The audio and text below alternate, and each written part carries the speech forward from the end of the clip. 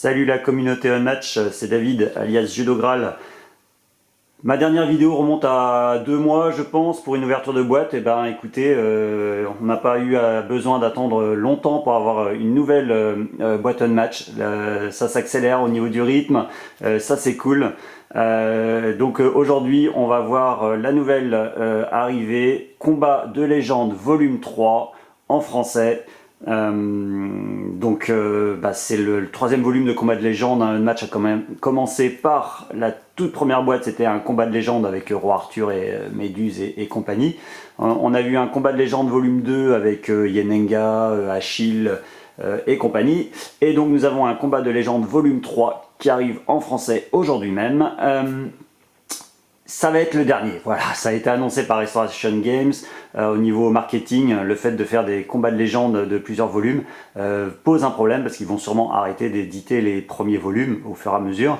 Et donc si vous sortez un combat de légende volume 4, forcément le client va demander à avoir le volume 1 parce qu'il ne l'a pas, et puis il ne sera pas disponible, donc voilà.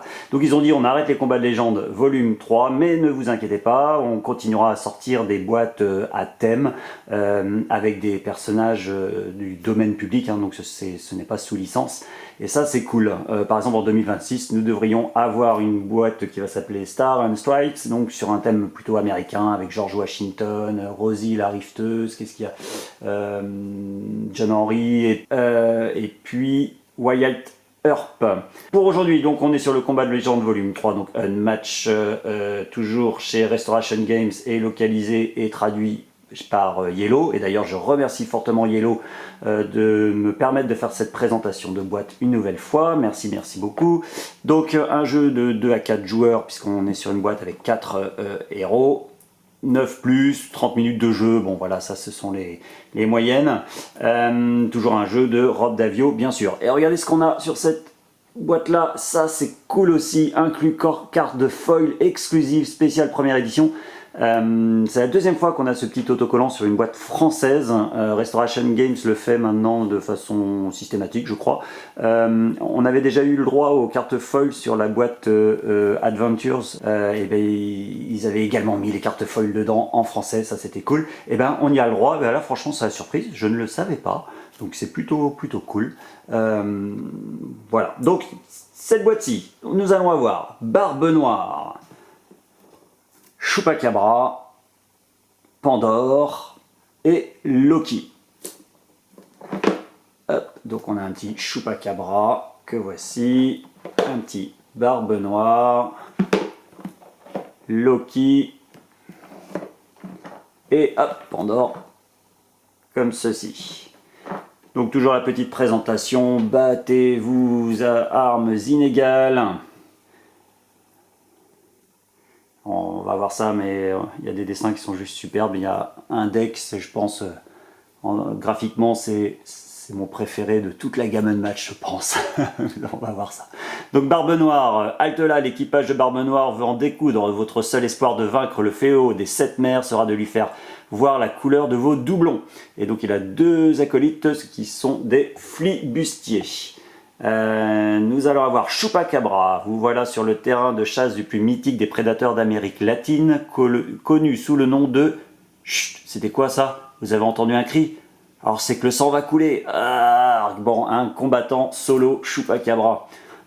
Pandore, une boîte contenant tous les malheurs de l'humanité fut façonnée par les dieux et offerte aux mortels. Pandore s'apprête à l'ouvrir. Est-ce par pure folie ou en quête d'espoir? Et donc nous avons des acolytes, des cacodémons. Et Loki, métamorphe mal intentionné, fauteur de troubles, sournois et dieu du chaos, le légendaire Loki, roublard connu sous bien des noms et bien des visages, est d'humeur généreuse. Je distribue des cartes, faites-en bon usage, vous lance-t-il avec un clin d'œil et un sourire narquois. À noter que c'est pas le Loki de Marvel, il n'y a plus de Marvel, là c'est fini la licence Marvel, on est bien sur la mythologie nordique. Voilà, donc contenu, on va le voir, le contenu, mais sachez déjà qu'il y a un plateau recto-verso, ça c'est cool, on est revenu sur du recto-verso, et ce sont 2 plateaux très sympas, on va voir ça tout de suite, hop, et donc on va ouvrir ça, et c'est parti.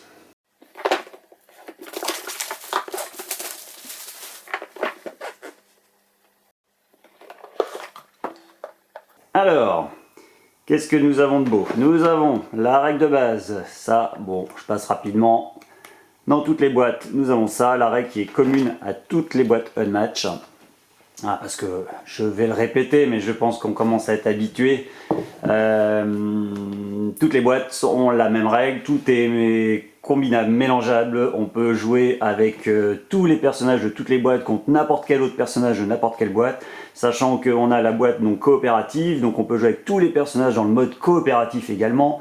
On peut jouer en équipe, à 2 contre 2, à 1 contre 1 contre 1, même si moi personnellement je n'aime pas ce mode-là, chacun ses goûts. Et puis voilà, et sachez qu'un mode coopératif, on va en avoir un qui va arriver bientôt en anglais et en début 2026 apparemment, premier semestre 2026 en français, avec les Tortues Ninja quand même. Ça c'est quand même super cool, voilà.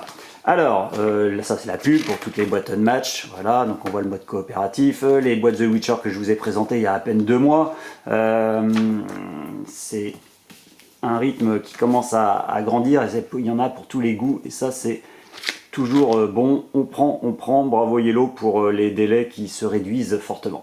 Alors, les règles du volume 3, donc les règles spécifiques au volume 3, vous avez le petit speech pour tous les personnages, toujours agréable, le matériel, les règles spécifiques à Barbe Noire, on y reviendra, mais corsaire devenu pirate avec un coffre-fort et des doublons et des effets dorés, on va revenir là-dessus très rapidement.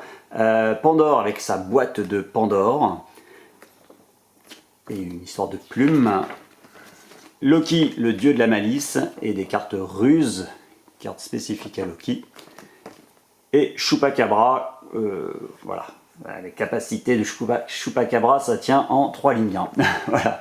Et donc nous avons les règles spécifiques des champs de bataille. Donc on va aller voir, mais on a l'atelier du Père Noël et les chemins. De l'autre côté c'est Venise, mais qui n'a pas de règles spécifiques. Voilà, les règles spécifiques sont sur le côté atelier du Père Noël, qui aura un tapis roulant et des flèches à sens unique. On va voir ça tout de suite. La petite planche de pion, donc à des punchés comme ça. Hop, donc le trésor de Barbe Noire, les doublons de Barbe Noire, les points de vie comme d'habitude. On a les petits rivets donc à monter. Voilà, vous voyez. Voilà, bon, je vous le dis tout de suite, hein, Loki, c'est vraiment mon design préféré de la boîte et un mes designs les préférés de toute la gamme Unmatch. C'est vraiment super joli. Chupacabra, à l'inverse, c'est l'un de mes l'un des designs, un des dessins que j'aime le moins. Voilà, après, comme on le dit, hein, les goûts et les couleurs, ça ne se discute pas. Hop. Et donc, le plateau de jeu. Le premier plateau de jeu, c'est Venise, donc il n'a pas de règles spécifiques. Donc un plateau pour 4 joueurs, hein, maximum, de 2 à 4. Donc le premier joueur ici, le deuxième joueur commence ici. C'est une map qui est plutôt bonne pour les combattants à distance. Quand on est ici, on a les 2 tiers de la map qui sont atteignables pour un combattant à distance, donc pour Barbe Noire par exemple, puisque Barbe Noire, vous allez voir, est combattant à distance. Et puis en peu de mouvements, on peut atteindre par exemple la case bleue, qui permet d'atteindre ici. Il y a juste les 4 petites cases grises depuis cette case qui sont un peu plus loin, mais franchement, c'est pas non plus à 16 cases. Bref, une très bonne map pour Barbe Noire, je peux vous dire. Et là, c'est l'atelier du Père Noël. Donc là, c'est plutôt une map plus petite, donc plutôt bonne pour les corps à corps, on va dire. Et donc, il y a 2 spécificités sur cette map. Il y a les flèches oranges, ici. Donc ça, on l'avait déjà vu sur je crois que c'était Novigrad je sais plus le nom de la map, mais dans The Witcher. Et sinon on avait ces flèches là aussi sur le Raptor Paddock, donc Jurassic Park. Donc ces flèches là, c'est à dire que quand on bouge, quand on manœuvre et quand on bouge, pour tout mouvement quel qu'il soit, on ne peut avancer que dans le sens de la flèche. On n'a pas le droit de prendre ce chemin dans l'autre sens. Par contre, c'est considéré comme adjacent pour les attaques. On peut attaquer à travers dans n'importe quel sens. Voilà, mais du coup, si vous voulez venir ici et que vous êtes ici, vous êtes obligé de faire le tour par là ou le tour par ici. Voilà. Et donc nous avons également un tapis roulant, on voit ici là des petites flèches violettes. Et ben en fait quand vous terminez votre tour sur une case de ce tapis roulant, bah, votre personnage, enfin à la fin de du tour de chaque joueur, tout personnage sur une de ces cases va avancer dans le sens de la flèche. Donc c'est à dire qu'à la fin de votre tour vous allez bouger d'une case, mais à la fin du tour de l'adversaire vous allez à nouveau bouger d'une case. Donc ça fait 2 cases de mouvement avant de pouvoir rejouer votre personnage. Donc ça peut être pas mal pour partir d'un corps à corps par exemple, hein, l'adversaire ici, vous venez ici, vous l'attaquez et à la fin de vos tours, votre personnage se retrouve ici, il n'est plus au corps à corps. Voilà, c'est des petites astuces comme ça qui sont sympas.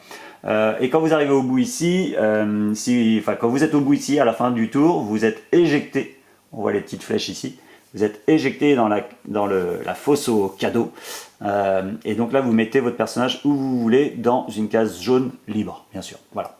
À noter que les combattants, les grands combattants, donc par exemple la T-Rex, hein, c'est la seule, la T-Rex ne peut pas être bougée par le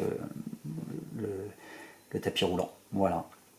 Voilà, l'atelier du Père Noël. Là. Et donc l'intérieur, ce qui nous importe le plus, les figurines et les cartes. Ah, qu'est-ce qu'il y a sous les cartes foil, on verra ça à la fin. Je sais que un certain Lucky et Loops veulent voir ça, et ben il faudra regarder jusqu'à la fin de la vidéo, vous n'avez pas le choix, voilà. je vous mets ça là, ça sont les petits rivets pour monter, on va faire tout ça. Et puis on a les cartes, donc les cartes, je vais tout ouvrir comme d'habitude, on va tout ouvrir, puis on va regarder ça ensemble. A tout de suite. Voilà, tout est dépunché, tout est ouvert, tout est assemblé. Voilà tout le matériel. Forcément, tout l'intérêt, c'est les cartes, c'est les tas de cartes. Les figurines, on va voir ça avec précision, mais c'est bien rempli encore une fois. À noter les petits dials là, pour les points de santé. On a pu avoir parfois des petits problèmes sur la lâcheté, comme on dit, des rivets. Sur The Witcher par exemple, il y avait un petit peu parfois de difficulté à bien clipser. Là ça se clipse vachement bien, ça tient super bien, pas de problème à ce niveau là. Les figurines, on va les voir donc une par une. On va commencer par Pandora. Allez, voici la figurine de Pandora.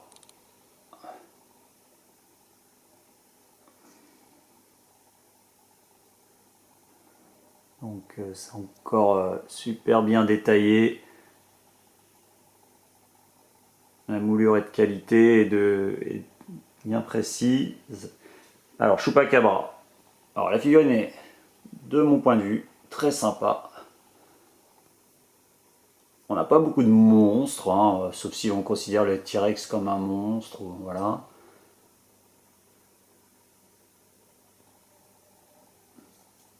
Voici Loki. J'adore sa position. Façon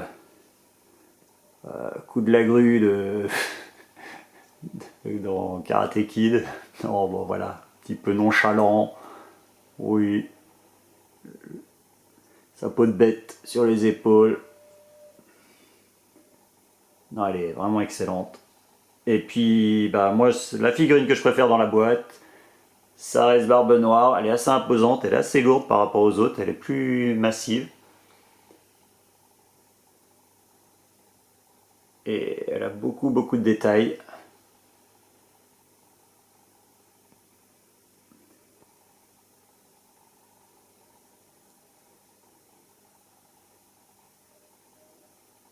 Vraiment très classe. Voilà, alors, donc, on va commencer par quoi on commence? On va commencer par, on va continuer avec Pandora. Allez, Pandora, on va regarder les cartes rapidement, hein. Je vais essayer de ne pas m'éterniser sur les stratégies, ne pas donner, ce sera sûrement l'objet d'une autre vidéo.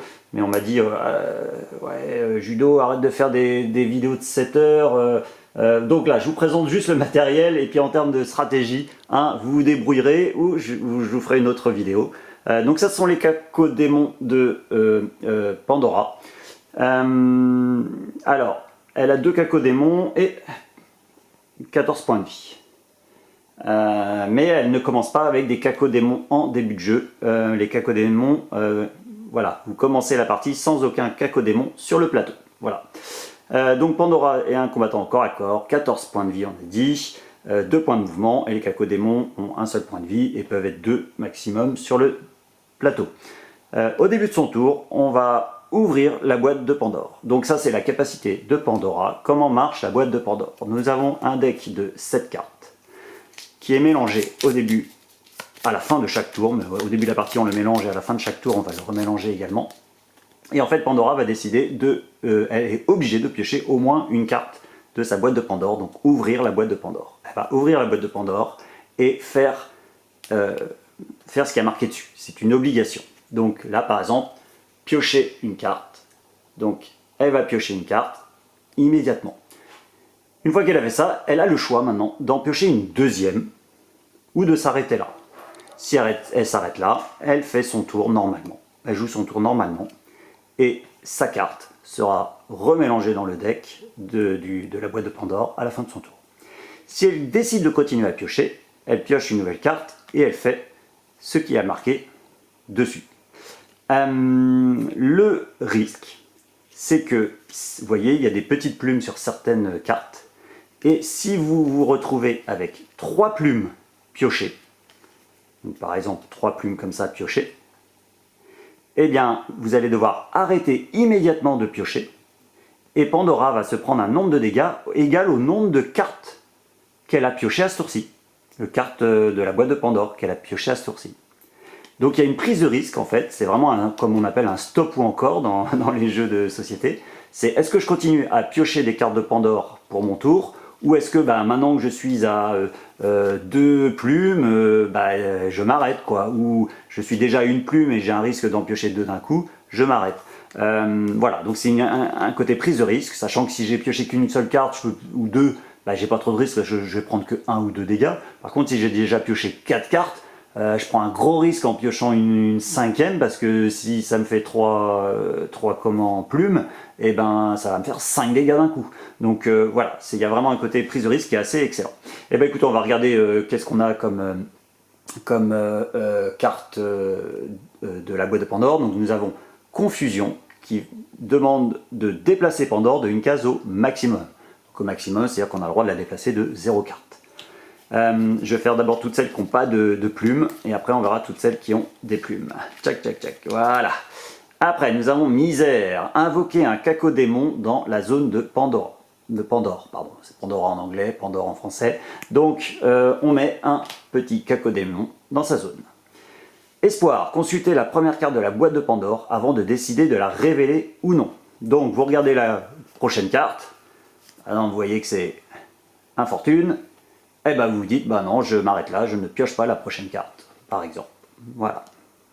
Mais du coup, ça donne rien de spécial en capacité, c'est-à-dire que ça permet juste de savoir si on peut en repiocher une autre derrière.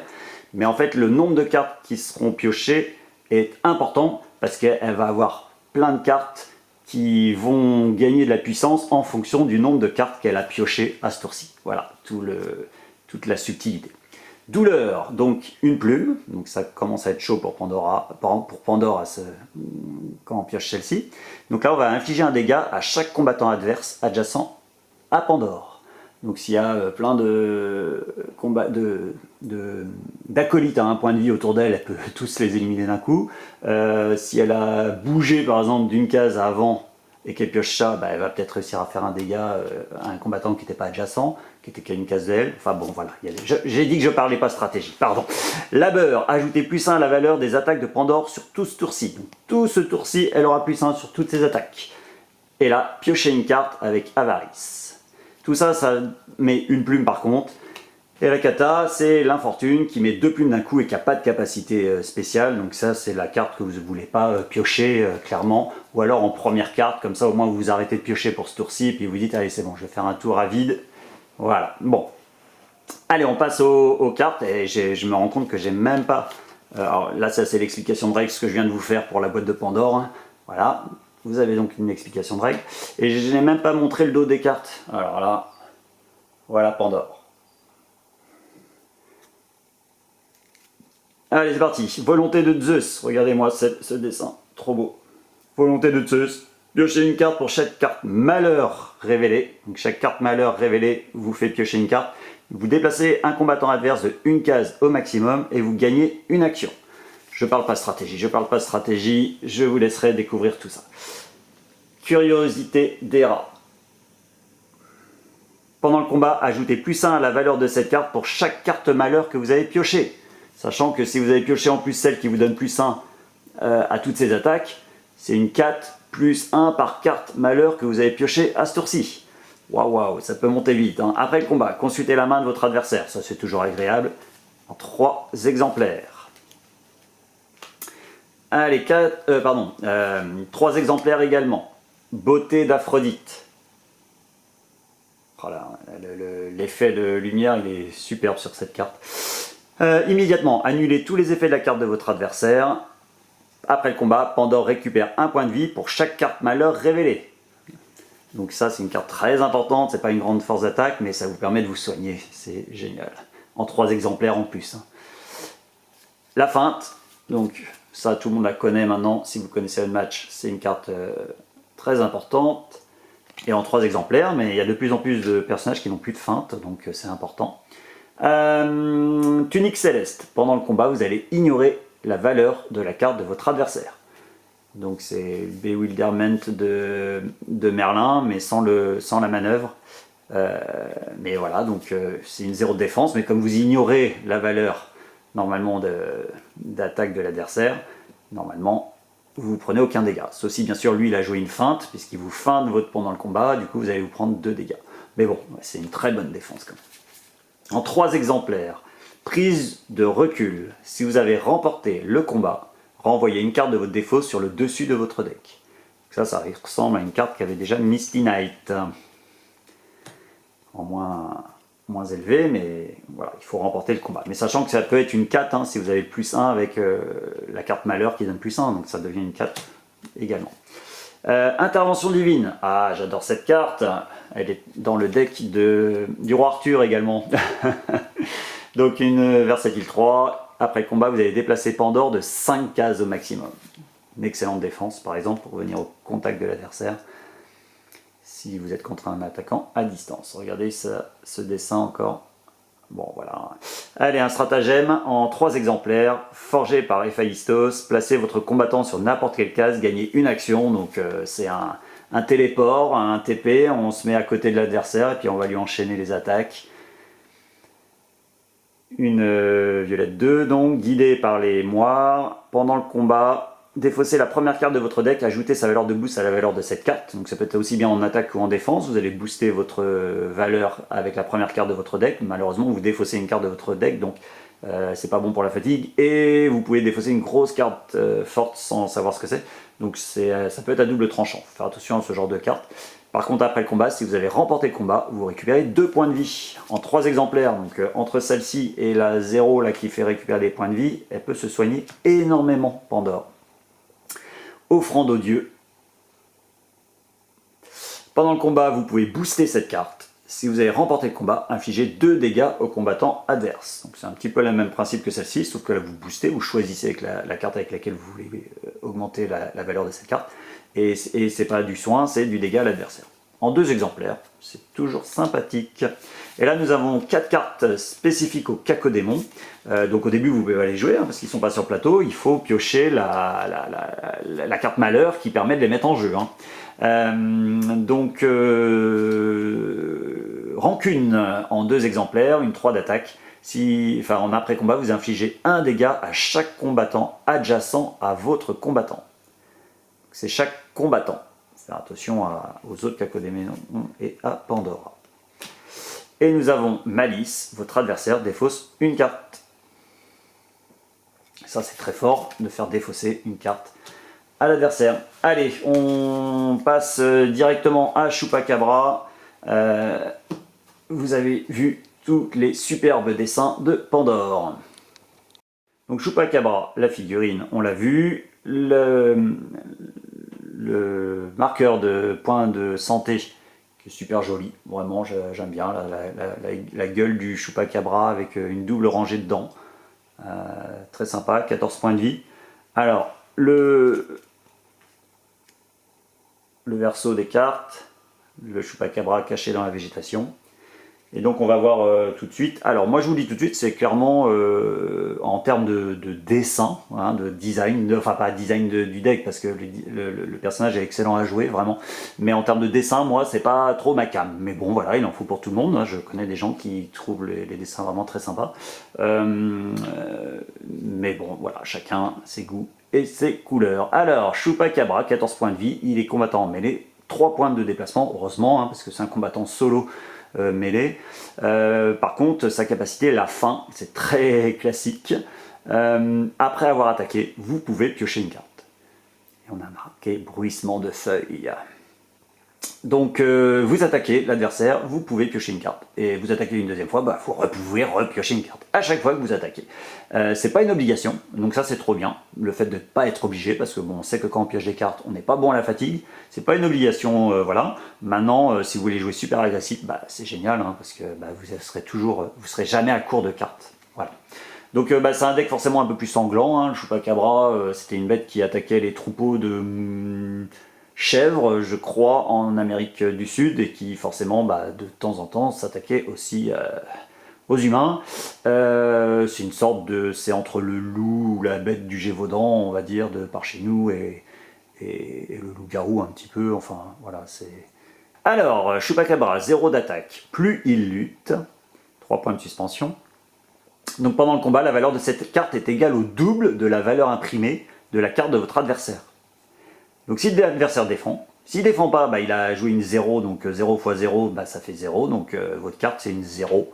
Okay. Mais si l'adversaire par exemple joue une 3 de défense, ce qui est une moyenne, hein, 3 de défense, bah, cette carte-là, c'est une 6. Donc en fait, vous lui faites un nombre de dégâts égal à la valeur de sa carte, en gros, voilà. Et c'est en 3 exemplaires. L'odeur du sang. L'odeur du sang, une 4 rouge, un boost de 4, hein, ça c'est pas mal, en 3 exemplaires. Pendant le combat, si vous avez déjà remporté un combat ce tour-ci, vous pouvez booster cette carte. Donc vous la boostez avec elle-même, ça peut devenir une 8. ouais, c'est fort. C'est très fort quand même. Hein. Plongeon vorace. Bon, c'est marrant, quand je regarde les dessins maintenant, en fait, je les trouve plus sympas, quoi. que ce que j'ai pu, que mon a priori. Mais bon, comme quoi, il n'y a que les imbéciles qui ne changent pas d'avis. Hein. Alors, donc après le combat, le Chupacabra récupère 1 point de vie. Si vous avez remporté le combat, il récupère 2 points de vie. Donc ça, vous allez plutôt l'utiliser en défense, je pense, parce qu'une 3 de défense, c'est toujours mieux qu'une 3 d'attaque. Vous avez plus de chances de gagner le combat en 3 exemplaires. Et donc 2 points de vie de récupérer, c'est assez énorme. Ah, ça là, bon, c'est le plus beau dessin, je trouve. Voilà, là on voit même 3 rangées dedans. Bon, bref, il ne vaut mieux pas se faire mordre, quoi. Hein. Alors, 4 rouge, nourriture. Après le combat, si le Chupacabra a 7 points de vie ou moins, il récupère 1 point de vie et il gagne une action. Et enfin, vous gagnez une action. En fait, il va avoir quelques cartes comme ça, donc en 3 exemplaires. Vous avez vu, il a beaucoup de cartes en 3 exemplaires. Donc il a pas mal de cartes comme ça, où quand il est à 7 points de vie ou moins, il devient plus fort. Donc en fait, dès qu'il perd la moitié de ses points de vie, il devient bourrin, voilà, il est énervé, il est frénétique, voilà. Donc gagner une action, ça c'est énorme, sachant qu'en plus, bah, comme vous piochez des cartes, voilà, vous allez pouvoir enchaîner les attaques, c'est assez fort. Alors ouais, voilà, le petit chat apeuré, moi je suis pas super fan, mais bon, c'est rigolo, quoi, voilà. Il hérisse les poils. Donc une 3 de défense, en 2 exemplaires. Résistance naturelle. Après le combat, si vous avez perdu le combat, vous renvoyez cette carte dans votre main. Ça c'est génial. L'adversaire vous attaque avec une 4, une 5 ou une 6, bah, vous prenez des dégâts, mais vous la reprenez en main, donc vous n'êtes jamais à court de défense. Dans ces cas-là, enfin, faut se faire attaquer avec une 4 ou plus, quoi. Mais c'est assez excellent. Bête blessée. Ouais, c'est plus sanglant. Hein. Alors, pendant le combat, si le Chupacabra a 7 points de vie ou moins, la valeur de cette carte est une 5, pardon. Oh là, une 5 à la place. Donc c'est une sorte de tournant décisif, mais où il faut que la Chupacabra ait 7 points de vie ou moins. Donc une 5 en défense, c'est très fort, une 5 en attaque, c'est fort aussi. Bref, dès qu'il commence à être low health, ça devient une bête puissante. Alors, c'est déstabilisation. On le voit, le Chupacabra qui est caché derrière. dans les herbes. Choisissez un adversaire ayant un combattant dans la zone du Chupacabra, il défausse une carte. Vous pouvez infliger 2 dégâts au Chupacabra pour que cet adversaire défausse 2 cartes à la place. Donc, sachant que le Chupacabra pioche des cartes, qu'il il est plus fort quand il est à moins de points de vie, donc vous allez souvent lui faire les 2 dégâts pour être plus fort. Que vous piochez donc une carte à chaque attaque et que vous avez des gains d'action, vous allez être très agressif. Bah, l'adversaire, ça va être galère pour lui de défausser des cartes pour pouvoir défendre face à vous. Donc 2 cartes comme ça, c'est bien relou pour l'adversaire. Ah, Voyageur de la nuit. Donc ça, c'est la même carte. Bon, ça, là, elle est superbe aussi. Hein. Bon, en fait, ils sont jolis, ces dessins. Enfin, donc ça, c'est la même carte que Moon Knight. Moon Knight avait la même, en 2 exemplaires, si je ne m'abuse, alors que le Chupacabra, là, en 3 exemplaires. Très bonne carte. Vous allez déplacer votre combattant de 4 cases au maximum. Il peut traverser des combattants, des cases occupées par des combattants adverses. Donc ça va être très bien pour passer à travers les acolytes de l'adversaire pour attaquer son héros directement. Et surtout, vous allez gagner une action. Ce qui fait que le Chupacabra va pouvoir se retrouver à côté de l'adversaire avec 2 actions pour l'attaquer 2 fois d'affilée, voire plus s'il a des gains d'action. Donc l'adversaire, du coup, connaissant cette carte, va essayer de se mettre à plus de 4 cases, mais c'est pas toujours évident. Il y a des maps sur lesquelles on peut juste pas se mettre à plus de 4 cases, comme par exemple l'atelier du Père Noël. Vous ne pourrez pas vous mettre à plus de 4 cases. L'embuscade. Donc pendant le combat. Bon, là, par exemple, je suis pas fan, mais bon, voilà. Hein, alors, votre adversaire défausse une carte au hasard. Vous ajoutez sa valeur de boost à la valeur de cette carte. Ça, c'est une carte juste exceptionnelle. C'est une carte qu'on retrouve par exemple chez les Raptors, par exemple. C'est l'une des meilleures attaques du jeu, moi je trouve. Parce que vous défaussez une carte au hasard à l'adversaire, ça peut être une garde, ça peut être une game changer, c'est-à-dire vous allez changer, vous allez dire, bon, je prends toujours cet exemple, mais vous défaussez Excalibur à l'adversaire, bah, c'est game over. Et puis bah, vous rajoutez la valeur de boost, donc c'est toujours un bonus pour l'attaque. C'est l'une des meilleures attaques du jeu, je trouve. La feinte, alors le Chupacabra a 3 feintes également, donc voilà, vous annulez les effets de l'adversaire, donc c'est toujours intéressant d'avoir des feintes. Et enfin, en 3 exemplaires, dents et queue. Donc une versatile 2. Après le combat, vous infligez un dégât à un maximum de 2 combattants adjacents au Chupacabra, donc ça peut permettre de tuer des cacodémons par exemple, des choses comme ça. Et le Chupacabra récupère 1 point de vie pour chaque combattant ayant ainsi subi des dégâts. Donc il peut encore récupérer 2 points de vie max par carte. Mais ça va être à bien gérer parce que comme il est plus fort quand il perd des points de vie, bah, l'idéal c'est de se retrouver dans la zone des 1 à 7 points de vie et de se soigner pour rester dans cette zone mais ne pas remonter au-dessus. Voilà, donc c'est tout l'intérêt du personnage. Voilà pour Chupacabra. Allez, on va passer à Barbe Noire. Donc Barbe Noire, donc on a déjà vu la figurine, hein. Moi je la trouve superbe, elle est vraiment massive, elle est plus...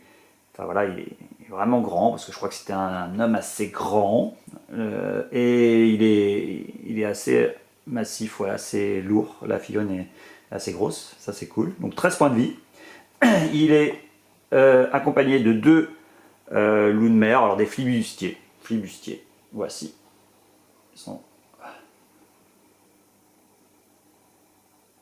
Donc toujours des dessins, enfin ils sont différents, les dessins sont différents, mais en termes de jeu ce sont les mêmes. Nous avons donc un coffre-fort et 3 doublons, des doublons. Alors, c'est sa capacité, voilà. On va regarder ça tout de suite, mais voilà, tout est expliqué ici sur la petite fiche explicative. Mais moi je vais vous l'expliquer. Donc Barbe Noire, c'est un combattant à distance, hein. Il a un pistolet, hein, le monsieur, on le voit, il a un petit pistolet. Voilà. Donc 13 points de vie, c'est pas énorme, mais il a 2 flibustiers qui sont combattants en mêlée, avec 2 points de vie, 2 points de déplacement, et c'est un corsaire devenu pirate. On commence la partie avec 2 doublons, et un doublon dans le trésor. Donc je vais vous l'expliquer tout de suite. Donc la première chose à savoir, c'est que il peut au début de chacun de ses tours utiliser un doublon pour gagner une action. Donc, mais un seul maximum. Donc c'est-à-dire qu'il peut avoir 3 actions par tour en utilisant un doublon au début de chaque tour. Voilà. Donc ça c'est la première chose. La deuxième chose à savoir, c'est que quand Barbe Noire subit au moins un dégât pendant un combat, et ben il va perdre un doublon. Il va perdre un doublon également. C'est ça, les 2 façons de perdre des doublons, c'est qu'il l'utilise pour gagner une action au début de son tour, ou qui se prenne des dégâts lors d'un combat. S'il se prend des dégâts lors d'un combat, il perd un doublon. Donc comment ça marche? L'adversaire va prendre le coffre-fort à côté de lui et va commencer avec un doublon dessus. Et Barbe Noire, lui, va commencer avec 2 doublons à côté de sa carte personnage. À chaque fois que Barbe Noire va perdre un doublon, il va le poser sur le coffre au trésor qui est près de l'adversaire. Donc si par exemple il est au début de son tour, il se dit je veux 3 actions, il va donner un doublon à l'adversaire et il va faire ses 3 actions pendant son tour. Ou si l'adversaire attaque Barbe Noire et lui fait un dégât en combat, ou plus, enfin 3-4 dégâts, et Barbe Noire va lui donner un doublon par combat dans lequel il aura perdu des points de vie. Ça marche que sur Barbe Noire, hein. Si vous tuez des flibustiers, vous ne donnez pas de doublon à l'adversaire. À quoi vont servir les doublons? Déjà, quand vous avez les doublons sur le coffre-fort, Barbe Noire ne peut pas gagner d'action au début de son tour en vous payant. Déjà, ça c'est une première chose. Et la deuxième chose, et c'est vraiment une idée excellente, c'est qu'en fait sur les cartes de Barbe Noire, vous allez avoir des effets marqués en jaune et des effets marqués en blanc. Tous les effets qui sont marqués en jaune demandent à l'adversaire s'il veut ou peut dépenser des doublons. C'est-à-dire que c'est un choix qui est donné à l'adversaire de Barbe Noire. Donc on va regarder par exemple là, pour parler. Pour parler, ça me rappelle toujours une scène de Pirates des Caraïbes, pour parler, quand ils disent en français, regardez-le en VO, le tout premier, ils parlent de pour parler, comme ça, ils ont du mal à le lire, pour parler, pardon. Et vous voyez, immédiatement, c'est marqué en jaune, annulez tous les effets de la carte de votre adversaire, sauf si 2 doublons. Donc ça, c'est une super feinte, c'est la feinte, avec une super, parce que c'est une feinte à 3, donc il est en 3 exemplaires, donc il a 3 feintes. Mais si l'adversaire paye 2 doublons, cette capacité-là, elle ne fonctionne pas. Donc, il ne peut pas vous feinter. Donc, si l'adversaire vous a déjà volé 2 doublons, ou l'adversaire, lui, il sait que tant qu'il a 2 doublons dans le trésor, vous ne pourrez pas lui feinter ses effets. Donc, ça donne vraiment un choix à l'adversaire et une connaissance un petit peu du deck fait que l'adversaire va jouer en fonction de ça. Et ça, c'est vraiment génial. Mais vous inquiétez pas, hein, les effets sont vraiment très puissants. Donc l'adversaire, il va devoir utiliser les doublons pour vous empêcher d'utiliser vos effets. Si vous utilisez tous vos effets, clairement, vous avez gagné, quoi. Enfin, l'adversaire doit vous empêcher d'utiliser vos effets. Allez, on continue. Pas de quartier. Les dessins sont jolis. On voit les mèches. Sur la boîte, on voyait aussi. On voit les mèches. Apparemment, il allumait des mèches qu'il accrochait dans sa barbe ou ses cheveux pour impressionner l'adversaire. Alors, pas de quartier. Pendant le combat, si un autre combattant ami est adjacent au combattant adverse, la valeur de cette carte est de 5 à la place. Ça peut être utilisé par les flibustiers. Donc ça, c'est fort parce que souvent, quand vous avez un flibustier adjacent à l'adversaire et que vous tirez avec Barbe Noire, ce sera une 5, quoi. En 3 exemplaires. Par contre, en après-combat, vous gagnez une action, sauf si l'adversaire défausse un doublon. Donc, voilà, ça peut être assez agressif. Alors, Barbe Noire, une 5 d'attaque. Regardez-moi ce dessin. Waouh. Superbe celui-là. Bon, c'est celui-là qui sera en foil, hein, je le dis tout de suite, alors on le voit là-bas. Bon, on verra ça tout à l'heure. Allez, tous les effets sont jaunes, donc peuvent être annulables par des doublons, par l'adversaire. Donc immédiatement, votre adversaire défausse une carte au hasard, sauf s'il paye un doublon. Donc ça, clairement, vous gardez toujours un doublon pour empêcher ça, parce que c'est horrible de défausser une carte au hasard. Et en après-combat, vous infligez un dégât à chaque combattant adverse dans la zone de Barbe Noire, sauf si l'adversaire paye un doublon. Un dégât dans la zone de Barbe Noire. Ça peut tuer du sidekick, enfin de l'acolyte. Pas de proie. Pas de paix. Pendant le combat, vous pouvez booster cette carte. Si vous avez remporté le combat, piochez une carte. Donc ça, il n'y a pas de doublon payable, c'est feintable par une feinte, mais c'est pas annulable avec des doublons. Oui, tous les effets jaunes sont annulables grâce aux feintes, qui annulent les effets, bien sûr. Alors, Barbe Noire, spécifique à Barbe Noire, Fléau des 7 mers. Fléau des 7 mers. Il est en train de boire les bateaux des 7 mers. Barbe Noire récupère 2 points de vie, sauf si vous payez un doublon, si l'adversaire paye un doublon. donc en 2 exemplaires, il peut récupérer donc 4 points de vie. Invoquer un flibustier sur n'importe quelle case, sauf si l'adversaire paye un doublon. Et gagner une action, sauf si l'adversaire paye un doublon. Donc là, c'est l'adversaire qui décide, pour chaque effet, s'il veut payer un doublon ou pas. Il peut payer 3 doublons, un seul doublon pour un des effets, ou rien du tout et laisser les 3 effets avoir lieu. C'est lui qui décide. Une carte spécifique à Barbe Noire, c'est pillage. Déplacez chacun de vos combattants de 3 cases au maximum. Ils peuvent traverser les cases occupées par les combattants adverses. Mais c'est surtout le dernier effet qui est monstrueux, voler un doublon dans le trésor. Donc ça vous permet à Barbe Noire, en 3 exemplaires, de récupérer des doublons sans que vous ayez pu les utiliser. Redoutable et calculateur. Immédiatement, consultez la main de votre adversaire et choisissez une carte qu'il défausse, sauf s'il paye un doublon. Donc ça c'est le pire, en 3 exemplaires, c'est le pire de tous les événements, les effets je trouve. Clairement vous gardez toujours un doublon pour cet effet là. Voilà, il joue ça, si vous le feintez pas, si vous n'avez pas de doublon, il va regarder votre main et vous défausser une carte, donc c'est horrible. Sachant qu'il peut utiliser ça juste avant pour vous voler votre petit doublon pour pas que vous puissiez l'utiliser. Bon bref, il y a des choses à faire, mais on ne parle pas stratégie. Tout le monde sur le pont.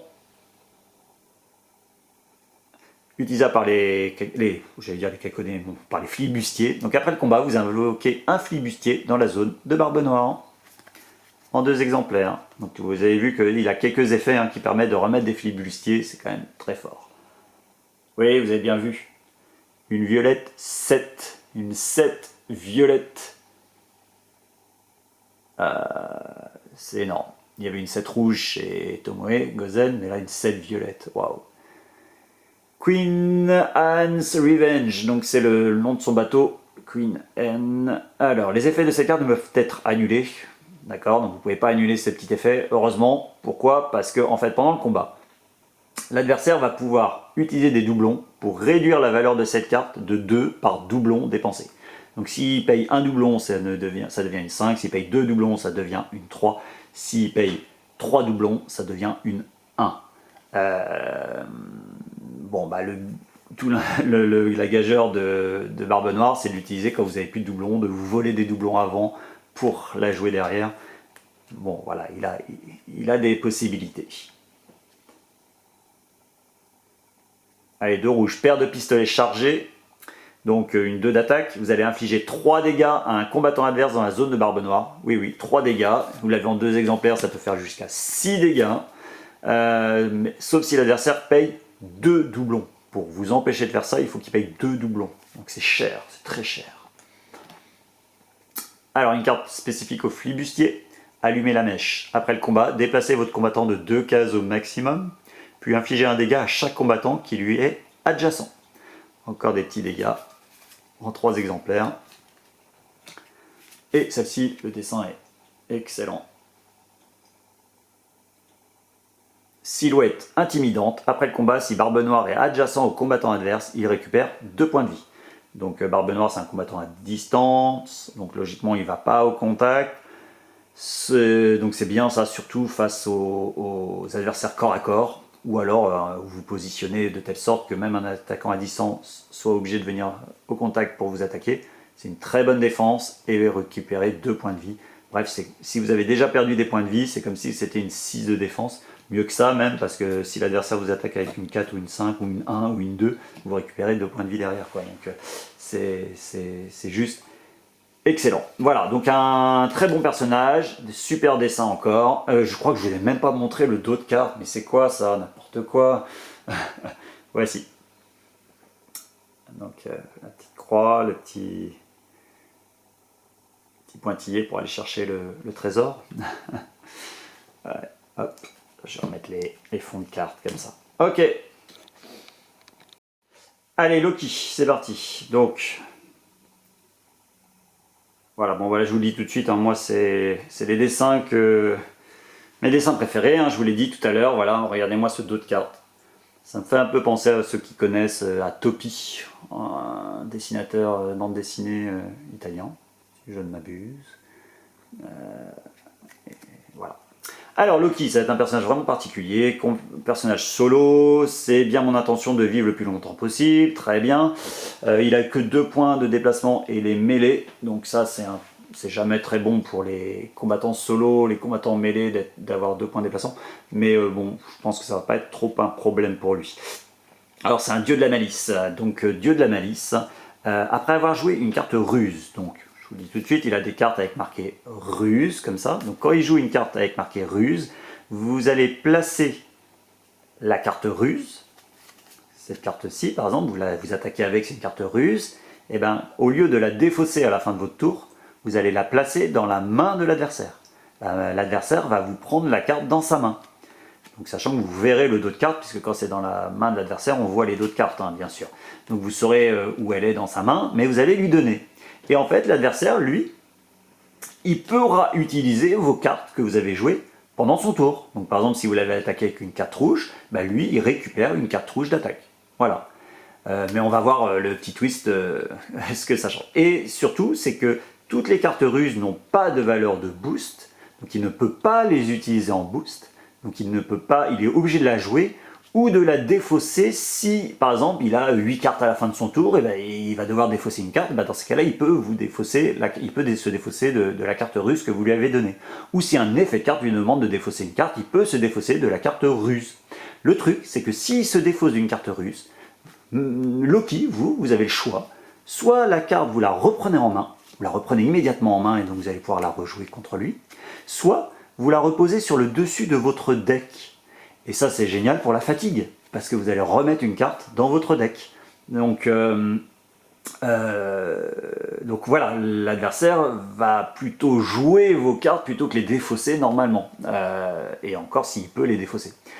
Et donc le petit bonus quand même, c'est que Loki, qui a que 2 déplacements, bah, va avoir un +1 à son déplacement par carte russe qu'il y a dans la main de l'adversaire. Donc si l'adversaire a par exemple 2 cartes russes dans sa main, bah vous avez 4 de déplacement. Et c'est pour ça que pour lui, le 2 déplacement n'est pas trop un problème. Voilà. Alors, vous dites, mais oui, mais moi si je joue des cartes russes, j'attaque l'adversaire, je lui donne des cartes pour me réattaquer derrière, par exemple, ou pour mieux se défendre, etc. Ben oui, vous avez raison. Quelque part, c'est vrai. Mais les cartes russes ont 2 effets de combat. Un effet pour Loki, et un effet pour pas Loki, c'est-à-dire l'adversaire quand il va jouer la carte. Et forcément, l'effet Loki va toujours vous être bénéfique, alors que l'effet pas Loki va vous être bénéfique aussi, c'est-à-dire qu'il va embêter l'adversaire. Bon, alors regardez déjà ce dessin, il est superbe, vraiment génial. Et donc là, la ruse, c'est chute de Baldur. Baldur, je sais pas comment on dit, hein, je suis pas spécialiste du norvégien, suédois, je sais pas, voilà. Donc après combat, vous piochez une carte en tant que Loki, et quand l'adversaire le joue en attaque, en après combat, il inflige 2 dégâts à votre héros, donc à son héros, quand il la joue, il se prend 2 dégâts. Voilà, donc ça c'est en 3 exemplaires. Non seulement vous mettez la carte dans la main de l'adversaire pour gagner des bonus de mouvement, ça lui prend des cartes dans la main, c'est-à-dire qu'il est toujours limité à 7 cartes en main, il ne peut pas en garder plus que 7. S'il la défausse, il vous aide à la fatigue parce que vous la remettez sur le dessus de votre deck, ou vous la reprenez en main si vraiment vous avez besoin. Et s'il la joue, il se prend 2 dégâts. C'est perdant-perdant hein, pour lui. Perdant-perdant-perdant-perdant même, on peut dire. Allez, on continue. Donc, sauvetage de Freyja. Pendant le combat, Loki va échanger la valeur de sa carte avec celle de son adversaire. Donc ça, c'est très bien face à des grosses attaques. Mais il faut faire attention, parce que si vous attaquez avec, pendant le combat, il a lieu après l'effet de l'adversaire. Donc ça, c'est en attaque, ça va. Mais par contre, en défense, c'est pas génial, parce que par exemple vous jouez ça contre un tournant décisif, vous allez échanger la valeur de carte avec la valeur de votre adversaire, donc votre 2 va devenir une 3, parce que le tournant décisif c'est une 3, mais lui pendant le combat il va changer sa valeur de 2 du coup, parce que lui sa carte sera devenue une 2, en 5. Donc ça va faire une 5 contre 3. Donc bref, voilà, c'est pas... il faut faire attention à cette carte en défense. Par contre, quand l'adversaire la joue, une fois qu'il la joue, donc c'est en 2 exemplaires, et Loki récupère 3 points de vie. Donc vous pouvez récupérer 6 points de vie si vous forcez l'adversaire à la jouer pendant son tour, quoi. Enfin, vous forcez, il va être un peu obligé, quoi. Allez, encore une ruse, regardez ces dessins. Ouais. petit côté malsain, mais moi, je trouve vraiment super, vraiment extraordinaire. En tableau, ça, clairement, ça doit le faire. Alors, ruse, pari de Sindri.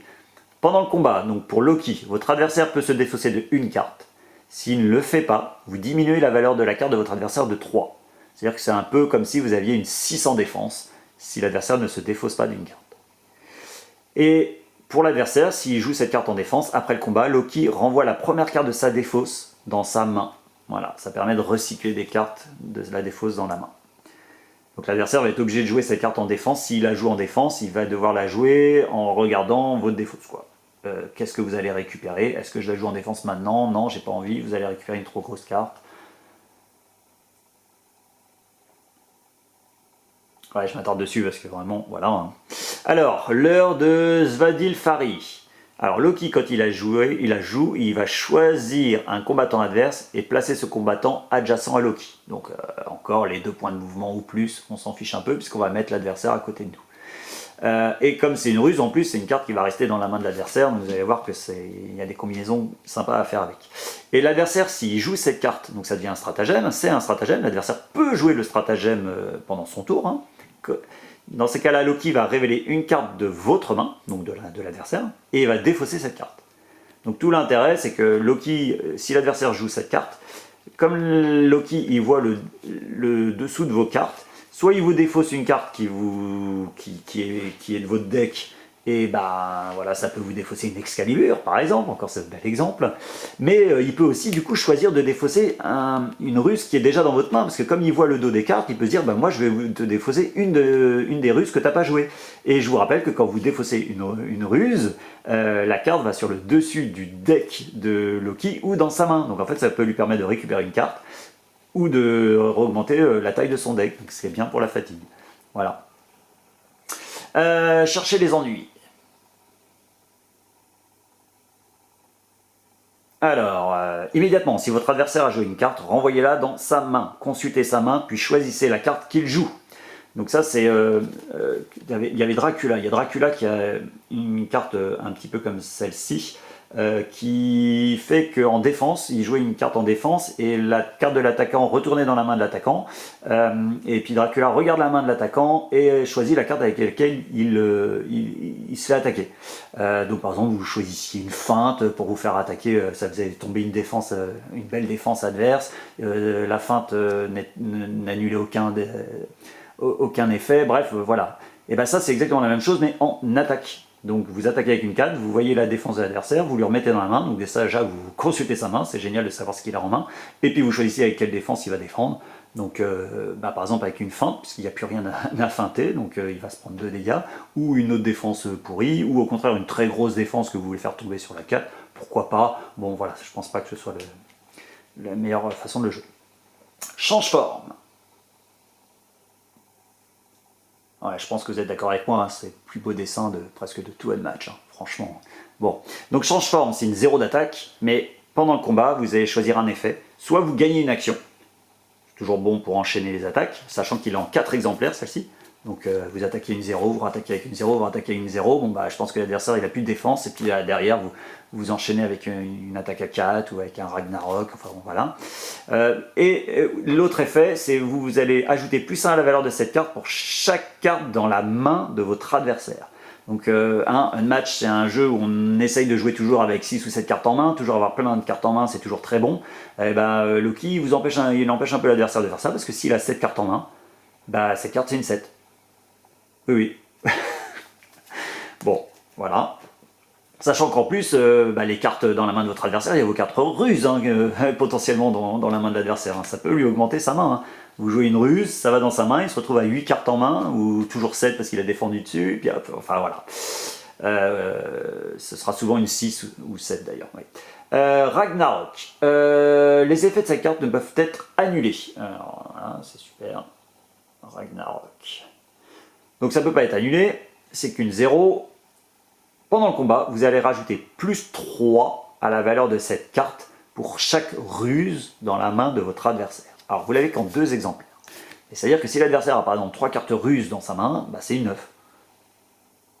Donc en fait cette carte-là, clairement, on va rarement réussir à la jouer à plus de 3. 3 ou 6, ça peut arriver. Parce qu'en fait, ces cartes-là, son effet, c'est surtout que l'adversaire, ça va l'obliger à jouer vos cartes ruses. Il va pas pouvoir stocker vos cartes ruses dans sa main, les garder longtemps en disant bah, tu les reverras plus, je vais les garder. Parce que s'il en garde 3 ou 4, ces cartes-là, elle est trop monstrueuse. Et ce n'est pas feintable. Donc vous la prenez dans les dents. Donc voilà, c'est une carte voilà, il faut que l'adversaire la connaisse et du coup ça va l'obliger à jouer vos cartes ruses, mais ça vous en fichez, hein, puisque votre but c'est qu'il les joue aussi, hein. C'est très très bon.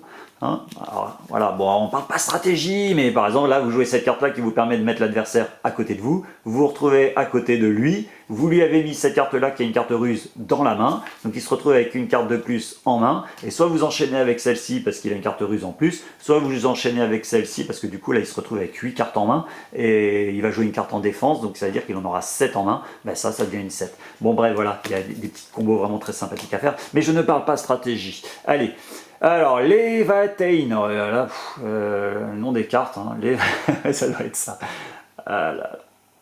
Regardez-moi ces petites fourrures, ces petits gants d'or, ce petit poignard.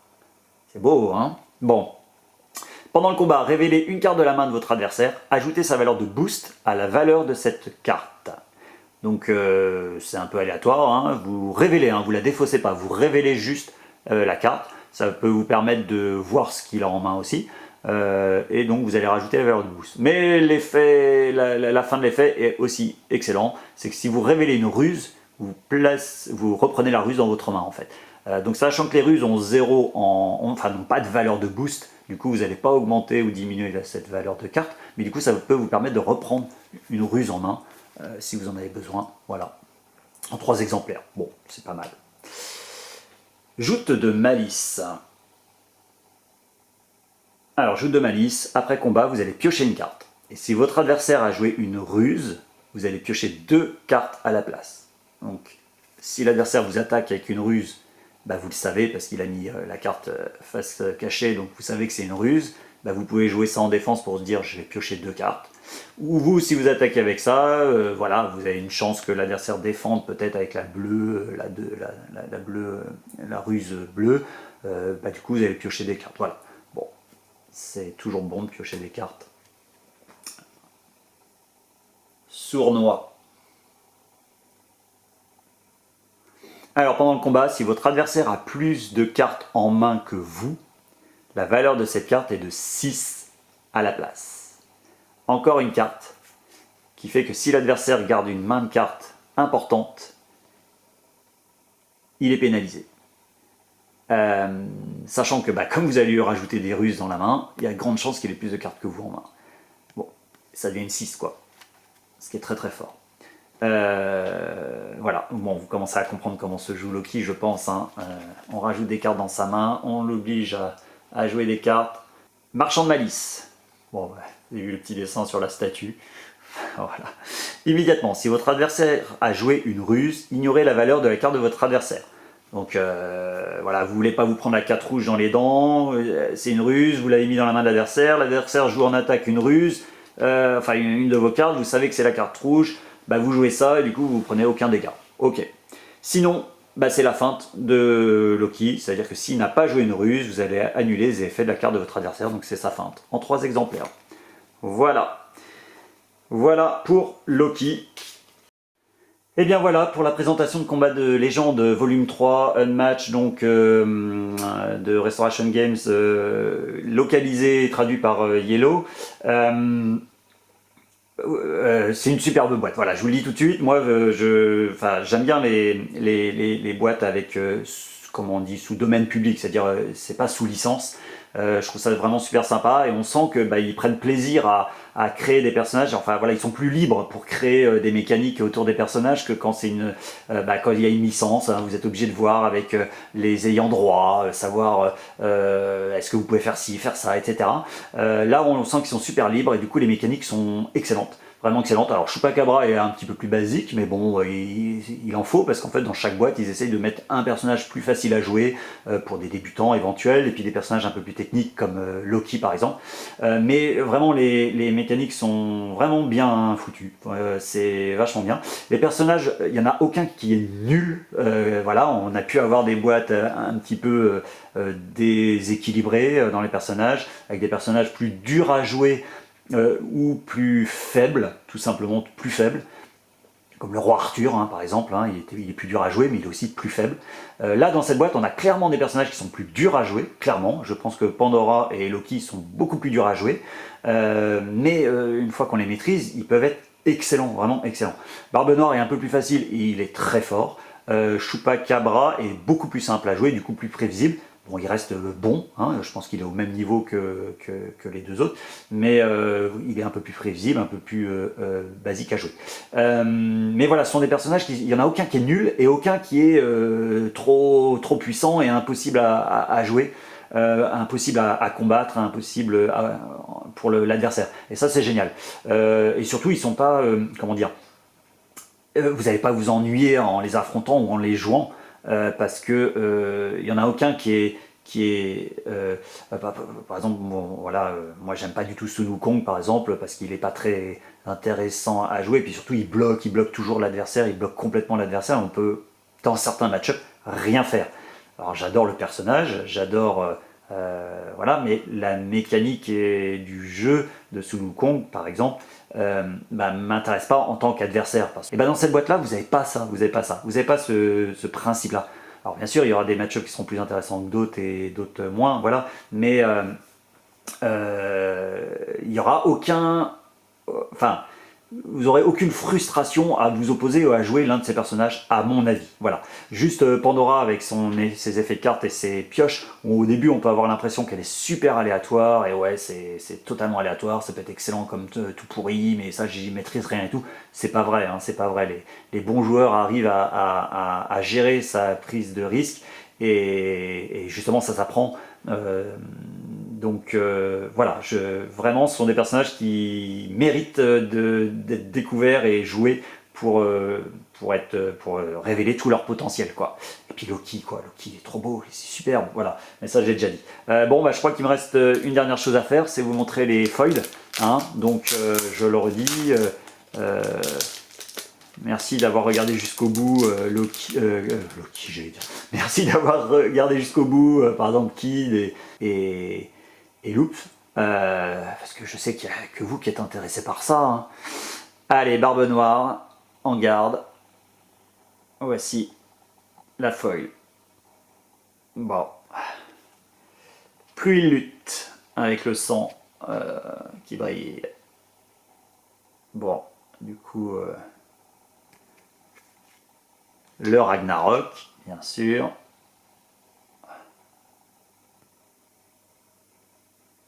C'est classe quand même, hein. Ouais, c'est classe. Et tunique céleste pour Pandore. Alors là, j'arrive pas. Alors, ça brille, hein, mais j'arrive pas trop à trouver l'angle pour vous le montrer. Ah si, voilà. Regardez, on le voit mieux là. Ouais. Voilà, donc bien sûr ces cartes sont à collectionner ou à remplacer. Vous remplacez, vous enlevez la carte du deck et vous mettez celle-ci à la place pour jouer avec. Bien sûr, ça c'est selon vos choix, votre choix. Et voici. Et bien voilà pour cette présentation de boîte. Encore merci à Yellow de m'avoir permis de vous présenter cette boîte. Et franchement, foncez dessus. C'est clairement l'une des meilleures boîtes de Unmatch, tout confondu. Écoutez, je vous dis à bientôt et bon jeu!